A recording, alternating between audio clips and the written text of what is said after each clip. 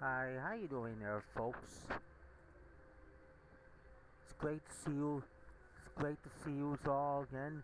And I have not been on, haven't been on YouTube for a long time.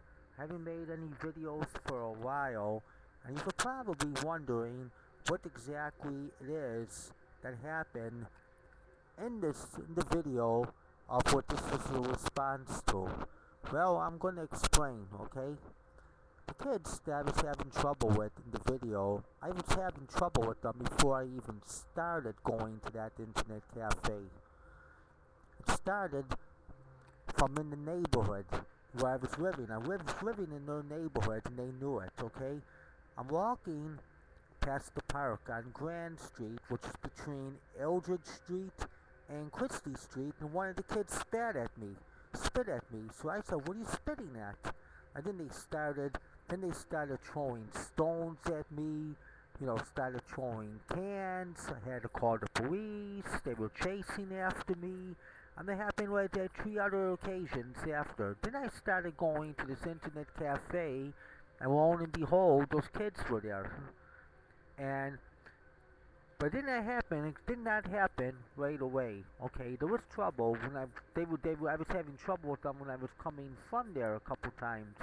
But for a while, everything was quiet. Okay, when I started going there, it was in the month of January. January, February, March, April, May, June. Matter of fact, for over a year, everything was good. All of a sudden, in the summer, or in the spring, right before I made this video, these kids started throwing spitballs at me in there. They started verbally harassing me, and a whole bunch of trouble, which I explained in the video. Okay, now, and then it all happened because of a new clerk that was there, and he just wasn't enforcing the rules. Refusing to enforce the no smoking rules, refusing, and I was being harassed, refused to tell him to stop, refused to throw him out. Basically, he just sat there like a jamoke. Okay, now in this new internet cafe I found, I'm back on again, but this, but the computer and the recording equipment, I'm having a lot of trouble here, you know, getting my voice even on here, because as you see, I'm really trying to talk up.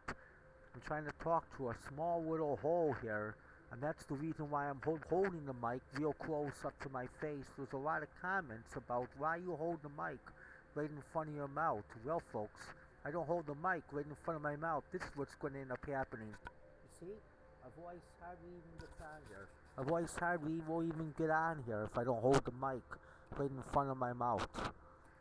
Alright. Okay, and another thing is I'm going to talk about now. Now I did call the police on these kids, try to clear the matter up.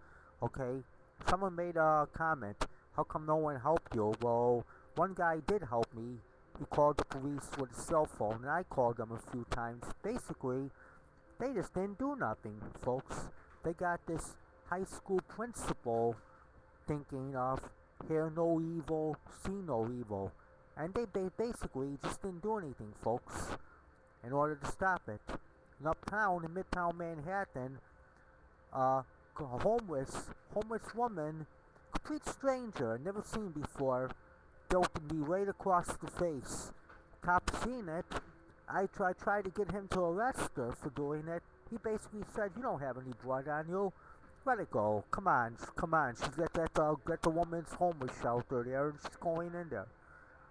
So basically that's what's ended up happening. Now, the only thing I could have did was go to the Department of Consumer Affairs, 42 Broadway, make a complaint on the business, and I could have sued for racial discrimination and not the lack of accommodating me like they were supposed to by refusing to enforce the rules. I could have sued for $5,000, but because I was going through everything I was going through with my landlord, and my landlord was buying me out, I just focused on that. I started working like crazy to try to make enough money to get the truck rented, you know, and move everything out so I could get the buyout, which was about 2 weeks this happened like about 3 weeks before this all took place. It was in the month of June. I got bought out. I got bought out on July the 2nd. I got bought out for $3,000. Why did I take so little money to get bought out? Well, I was having trouble with a few neighbors. You know, it's a drug den. I was trying to get away from my neighbor Carlos, who was threatening to break in all the time, and it was worth it just to get the money and get out of there. The building was about to be condemned, so I think I did the right thing.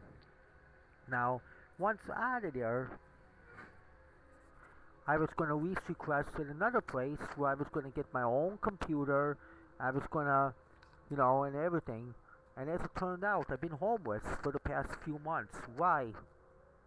I'll explain why. Because landlords flouting the rent stabilization laws at DHCR. Any SRO that was built 1969 or before, and the original business is rent stabilized under the Hotel Rent Stabilization Act, DHCR, in New York City. Okay? But the problem is DHCR does not check to see if rates are true that are being put there. And if a rate ain't challenged in 4 years, the courts really, a lot of judges just don't even want to even deal with the issue. Now, I made a lease request. I was supposed to be rent stabilized, and my rent was supposed to be no more than $102 a month. But the landlord went and did flouting over at DHCR over at 25 Beaver Street in New York City. Instead of putting 102 down there, he puts down that he got this grant called I believe RA31 or something, but this grant means that the rent is supposed to be affordable, kept affordable for at least 9 years. Okay, folks? Well, he didn't do that. A year later, he has the rate down of $2,000 a week. Then a year later, he has the rate down at $3,000 a week. This took place in 2001, 2002, 2003. I lease requested in 2009, and I had a judge that was going to help me out. She realized that it was fraud that was down there, and she was going to issue the order to get me back in after the landlord did the illegal lockout, but did not want to because the legal secretary wasn't there that she usually worked with. She was going on vacation, and I just did not want to stay out in the street. I goofed. I should have waited till she came back, which would have been 2 weeks later. This other judge, Judge Hahn, comes on the scene. She never did a case like that before, and what ended up happening is she issued a ruling that went against me.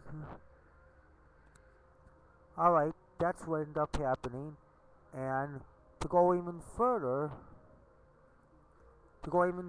now, let me kind of more clarify what I'm talking about.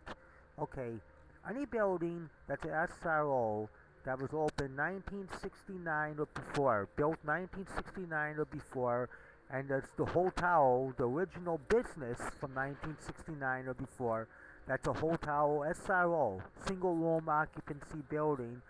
You pay the nightly rate to get in, which I paid the nightly rate of $130, which is the Center Inn Hotel on 27th Street.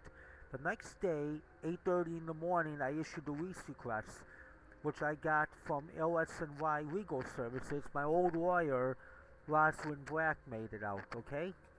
I issued it. The clerk went bananas and threw me out, which they do. Okay, I called the police to get back in. The police didn't. What you do is, then you have to file a show cause to get a judge to issue the order to get back in, and then you go to either the West Side SRO Services, which handled that jurisdiction, or LS&Y 90 John Street.